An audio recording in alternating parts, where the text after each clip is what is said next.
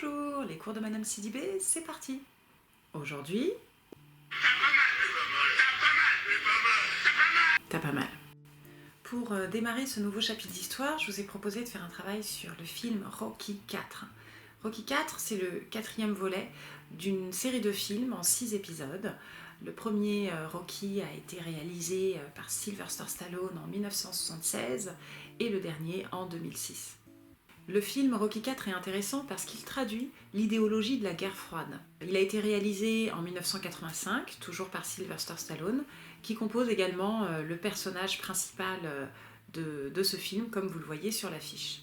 Cette affiche dit en effet déjà des choses sur l'équilibre particulier de la période. On y aperçoit Sylvester Stallone, Rocky en l'occurrence, qui occupe bien la moitié de l'affiche. Il regarde vers le bas, ce qui invite le téléspectateur également à le faire.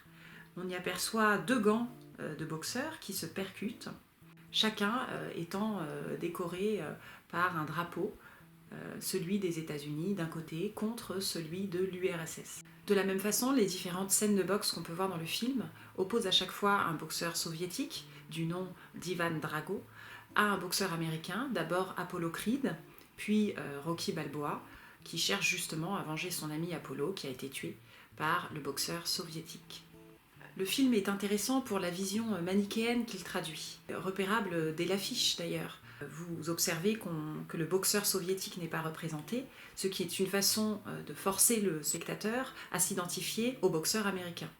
Par ailleurs, dans le film, le boxeur soviétique est réellement déshumanisé. Il ne s'exprime pas ou très peu, il ne montre jamais aucune émotion, il apparaît plus grand, plus fort que Rocky.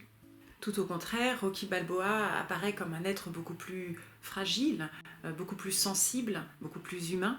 Le camp américain est présenté finalement comme étant supérieur au camp soviétique. C'est d'ailleurs bien le boxeur américain qui finit par triompher de la machine à tuer soviétique. Cette vision manichéenne des choses, comme l'opposition des forces du bien contre les forces du mal, qui a d'ailleurs pu être reprochée au film, est malgré tout intéressante parce qu'elle traduit bien la bipolarisation du monde dans le contexte de la guerre froide.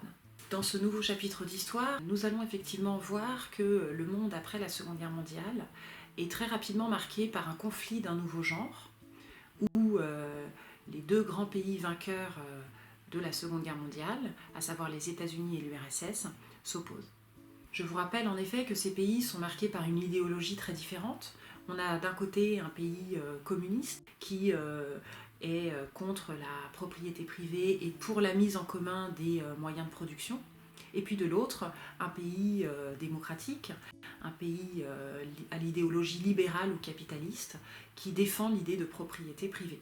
Dès 1946, l'ancien Premier ministre anglais Winston Churchill a cette expression qui est vraiment rentrée dans l'histoire, que vous devez retenir, celle de rideau de fer. Il considère que l'Europe est séparée par un rideau de fer. C'est une expression forte qui montre bien qu'il n'y a plus de communication possible entre les 2 groupes de pays, ceux de l'Est, communistes, et ceux de l'Ouest, à l'idéologie plus libérale. Dès 1947, le secrétaire d'État du président américain Harry Truman, un certain George Marshall, propose un programme d'aide économique aux pays d'Europe de l'Ouest afin que ceux-ci résistent à la propagation du communisme. On retiendra ce programme d'aide sous le nom de plan Marshall.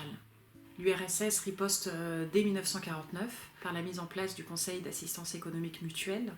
Puis chaque pays essaye de consolider son bloc par des alliances militaires. Pour les États-Unis, ce sera l'OTAN, l'Organisation du Traité de l'Atlantique Nord, en 1949. Pour l'URSS, ce sera le Pacte de Varsovie en 1955. Sur ton cahier, sur une nouvelle double page, tu vas donc noter ce titre et cette introduction, puis cette première carte mentale correspondant à la première partie de notre chapitre, la bipolarisation du monde, qui commence avec cette opposition qui ressort dès la fin de la Seconde Guerre mondiale entre les États-Unis et l'URSS. On rappelle cette expression importante à retenir. Et puis donc cette opposition qui ne se limite pas à ces 2 pays, mais qui finalement se propage très rapidement à l'ensemble du monde. Tu ajouteras ces différents mots de vocabulaire sur une autre page que celle où tu as fait la carte mentale. Et puis tu trouveras aussi une trace écrite, pour ceux qui tiennent aux traces écrites. Voilà, c'est terminé pour aujourd'hui. La prochaine fois, nous évoquerons les principales crises de la guerre froide. Tu trouveras d'ailleurs à ce sujet un travail à réaliser sur l'Allemagne et Berlin depuis 1945. Et puis peut-être que tu auras envie de voir entièrement le film Rocky IV. Mais dans ce cas-là, fais bien attention parce qu'il y a des scènes un peu violentes.